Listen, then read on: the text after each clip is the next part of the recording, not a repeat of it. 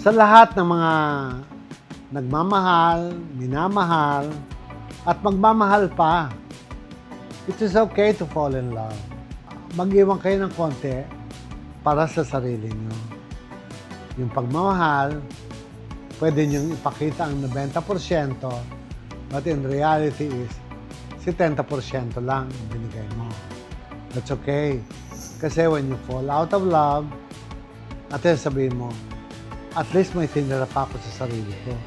Hindi ko binigay ang lahat-lahat. So, ang pagsisisi ay hindi ganun kasakit at ang pagsisisi ay napakadaling makarecover pag binigyan nyo ng importansya ang sarili nyo. It is as simple as giving time to yourself, pag-shopping mo yung sarili mo, maggala ka kasama mga amigas, lamierda lang, and make yourself available to whosoever is coming. But then again, precaution, mag-iwan ng konti para sa sarili.